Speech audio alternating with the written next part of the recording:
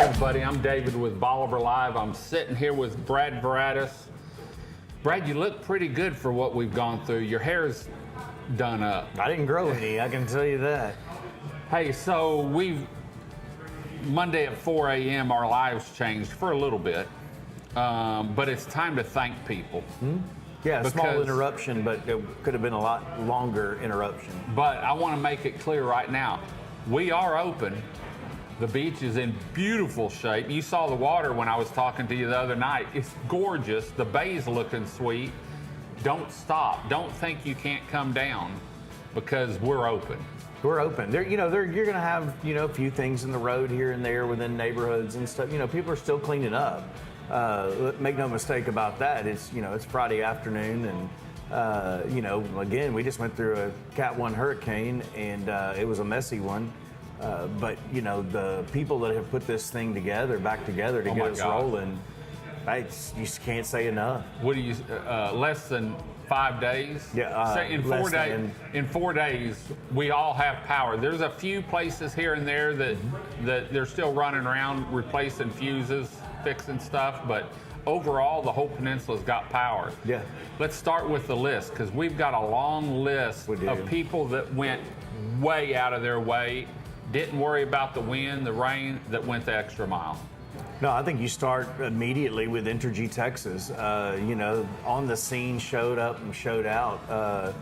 We have been fortunate enough to be able to feed those guys and keep them moving, get to visit with them, stay in close communication. But man, there's a lot of players behind there. Jim Mullane and his crew, they really made it happen.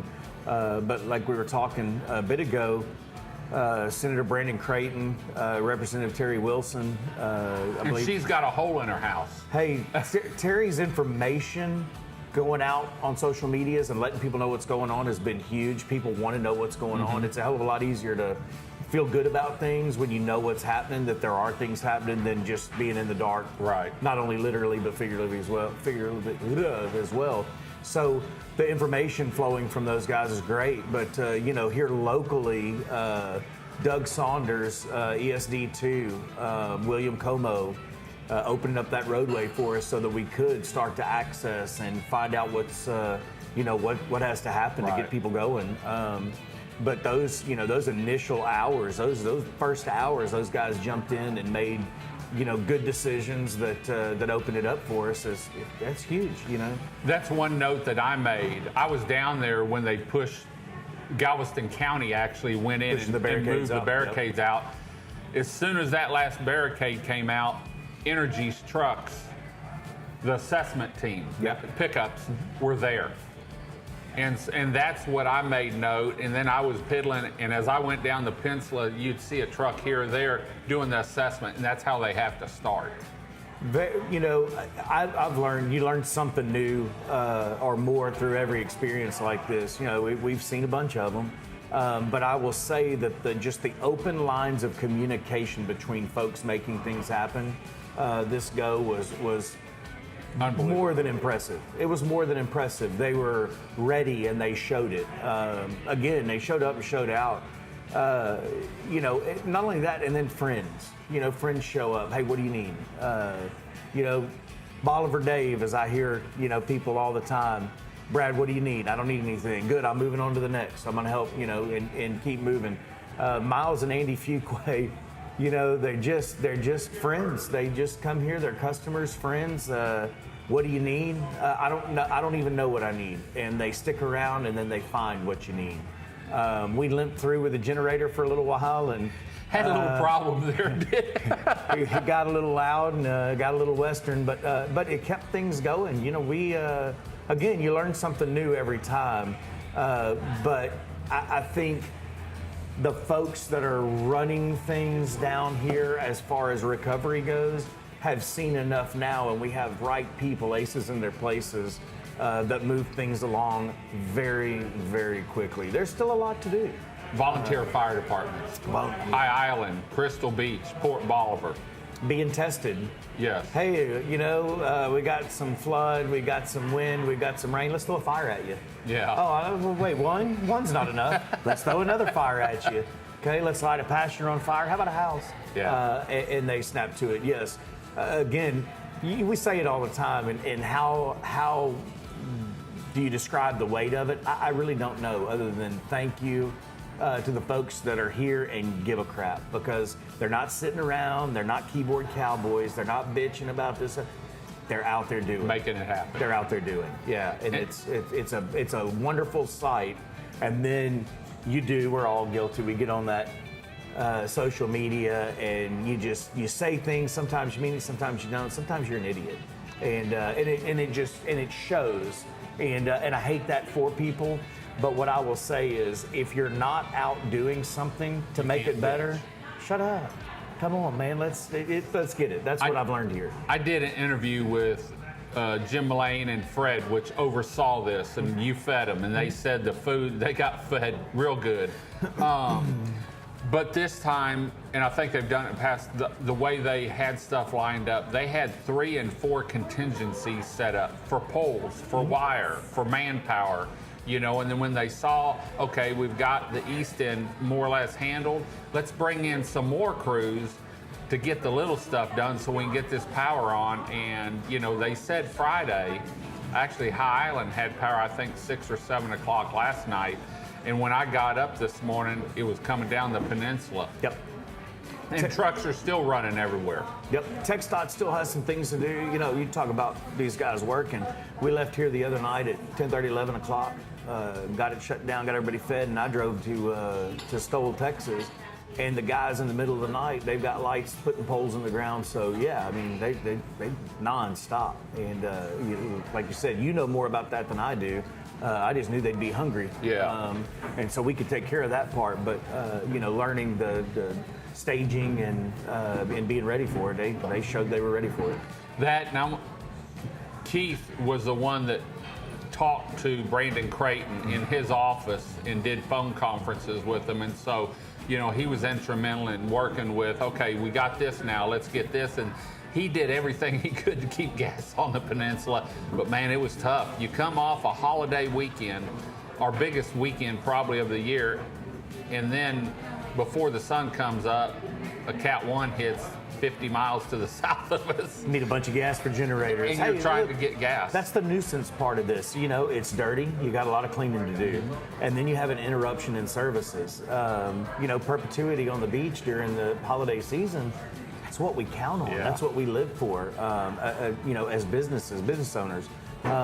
So that interruption Keith's an impressive dude on his own. What he's done inside and for this community for as long as I've known him, I just, another very impressive individual. So keeping gas, he's actually, he's frustrated when he can't deliver to the community the way he wants to, and the way that they're expected to. So. And the store was open at 7 a.m. Monday morning. Yeah. We got 60 mile an hour, 50 mile an hour winds, and they had employees at the stores for someone that might need some. It speaks volumes of our teams, and just, they really are families. They're work families. We spend so much time together that we don't spend with our own families at home.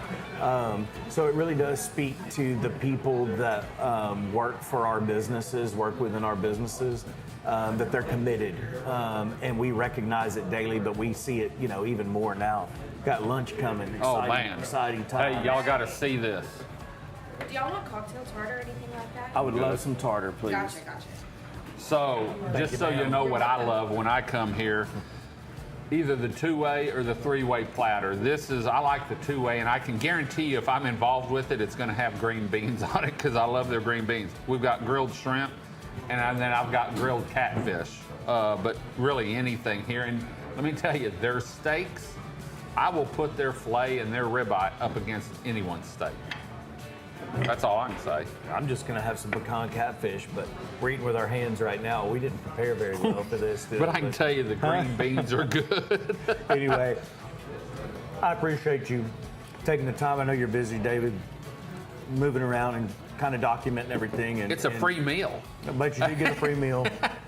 But I really do appreciate round-the-clock communication with you, your communication with other people. A lot of folks look and you hear the comments, oh, that's Goofy David. Need some silverware, please. Thank you. And I'll tell you, old goofy Bolivar Dave has got some dang good connections and plugged into the communication. So we appreciate you too. I love my job, and I love Bolivar. And it shows. And that's what that's what you see from someone like Keith Sahar.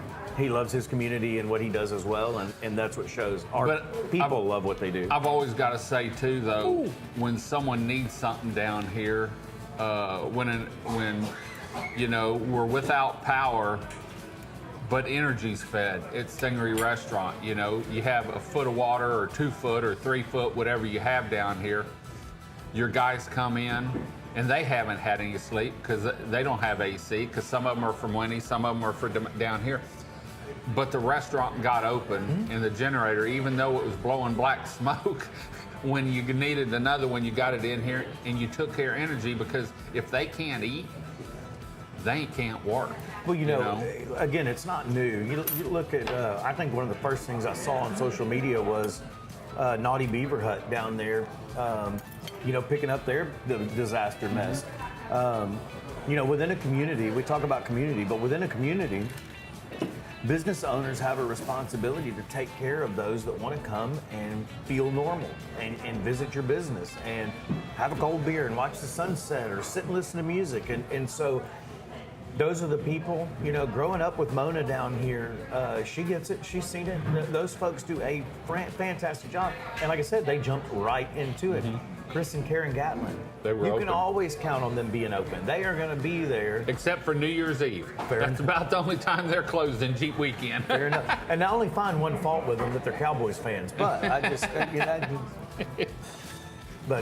no, there's a lot of really great people down here that service the peninsula and service the visitors to the peninsula. And I'm sure I've missed someone, and I hate that, but there's just truly are a lot of great people down here that understand what community really is. It's a team, and we've got our Team Bolivar, but I had businesses that weren't Team Bolivar calling me, and I didn't treat them any different. You need the information, here's what I'm hearing, and here's what I found out, because it's all about getting back. We have 13 or 14 weeks, and July 4 weeks are our busiest, so losing one of those is detrimental, and we need to get back. And so, Gina and I were talking earlier, and we said hashtag bring your patience this week, because not all the staff may be there.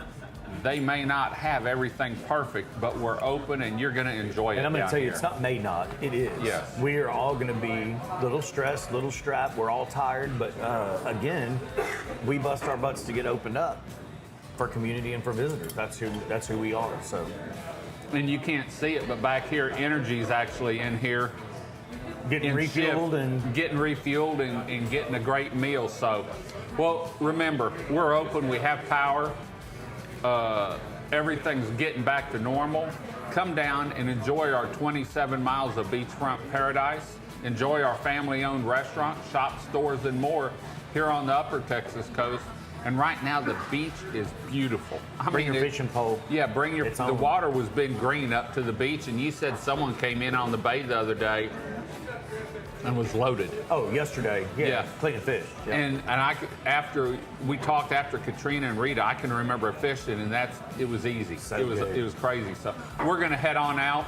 We'll see you this weekend or in the near future here on Bolivar Peninsula. Until next time, I'm David with Bolivar Live. Y'all have a great day, great week. Come see us. God bless, and bye-bye.